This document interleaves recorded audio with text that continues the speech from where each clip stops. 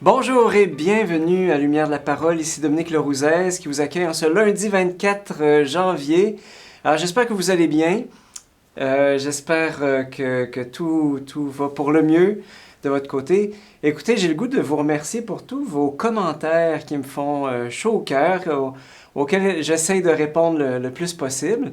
Alors, je vous invite à continuer d'aimer, de commenter, de partager les vidéos parce que, vous savez, Facebook, les algorithmes de Facebook se fatiguent un petit peu. Alors, il faut vraiment les mousser pour que, en fait, que le plus de monde, en fait, puisse être en contact avec ce que l'on produit. Alors, je compte sur vous pour être des missionnaires sur le web. Alors, voilà. Sans plus tarder, bien, mettons-nous à l'écoute de l'Évangile de Jésus-Christ aujourd'hui, selon saint Marc. En ce temps-là, les scribes étaient descendus de Jérusalem. Ils disaient « Ce Jésus est possédé par Béelzéboul. C'est par le chef des démons qu'il expulse les démons. » Les appelant près de lui, Jésus leur dit en parabole « Comment Satan peut-il expulser Satan? Si un royaume est divisé contre lui-même, ce royaume ne peut pas tenir. Si les gens d'une même maison se divisent entre eux, ces gens ne pourront pas tenir. Si Satan est dressé contre lui-même, s'il est divisé, il ne peut pas tenir, c'en est fini de lui. Mais personne ne peut entrer dans la maison d'un homme fort et piller ses biens s'il ne l'a pas d'abord ligoté. Alors seulement il pillera sa maison. Alors je vous le dis, tout sera pardonné aux enfants des hommes, leurs péchés, les blasphèmes qu'ils auront proférés. Mais si quelqu'un blasphème contre l'Esprit Saint, il n'aura jamais de pardon. Il est coupable d'un péché pour toujours. Jésus parlait ainsi, parce qu'ils avaient dit, il est possédé par un esprit impur. Acclamons la parole de Dieu. Louange à toi, Seigneur Jésus. Ouf, mes amis, il y a du stock dans l'évangile d'aujourd'hui. Eh bien, rapidement, alors, les scribes se mettent à dire « Ce Jésus est possédé par Béelzéboul », c'est-à-dire le chef des démons. Bon, c'était comme ça qu'on l'appelait. Alors, mais quand on y pense, en fait, c'est complètement illogique leur affaire. Parce que si Jésus était vraiment possédé par le chef des démons, alors comment expliquer qu'un chef se mette à combattre ses propres soldats? Ça ne marche pas. Eh bien, figurez-vous que c'est exactement ce dont l'accusent les scribes. Alors, pour vous donner une image un peu fofolle, là, imaginez que moi, là, je suis un exterminateur de chauves-souris. Puis que partout où est-ce que je vais, là, ça marche. Je réussis à faire fuir les chauves-souris, que ce soit un entrepôt, une église, une maison, peu importe. Je suis tellement efficace qu'il y en a qui se mettent à se dire « C'est par Dracula, le vampire qui réussit à faire fuir des chauves-souris. » Alors ben là, je leur demanderais « Écoutez-vous parler un petit peu, là. Si c'est vraiment par Dracula que je chasse les chauves-souris, eh bien, quel serait l'intérêt de Dracula, lui qui est un ami des chauves-souris puis qui voudrait en voir partout, t'sais? En fait, c'est pas logique. Ça marche pas. Et vous savez ce qui est beau dans l'Évangile?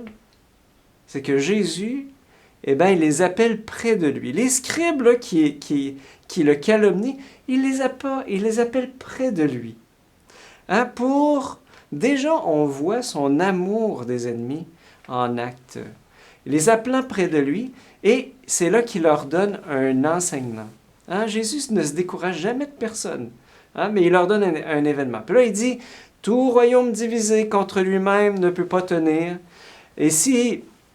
Écoutez-vous parler, si Satan est divisé contre lui-même, que s'il se retourne contre ses propres démons, ben, il ne pourra pas tenir. » Et ensuite, dans la parabole, Jésus parle de l'homme fort. L'homme fort, dans la parabole, c'est Satan. C'est Satan. Et sa maison, ben, c'est la personne que Satan a ligotée. Donc, l'homme fort, la maison. Et celui qui vient ligoter l'homme fort et piller la maison, c'est Jésus. C'est Jésus qui chasse les démons, justement. Chasse les démons pour que l'être humain puisse retrouver la liberté. Ainsi, l'intention de Jésus, c'est la libération de l'être humain. Puis Jésus leur dit quelque chose qui est fondamental. Tout sera pardonné aux hommes. Les blasphèmes, les péchés, tout sera pardonné. C'est déjà énorme. Alors, tout sera pardonné sauf le péché contre l'Esprit Saint. Ce fameux péché contre l'Esprit Saint qui ne sera jamais pardonné. Qu'est-ce que c'est? Alors, Jésus parle de cela parce que les scribes ont fait une affirmation qui est grave en soupçonnant Jésus d'être possédé alors que, de toute évidence, en fait, il fait le bien. Alors, qu'est-ce que le péché contre l'Esprit Saint? Ce n'est pas une parole dite contre l'Esprit Saint. C'est plus profondément le refus conscient de la miséricorde de Dieu.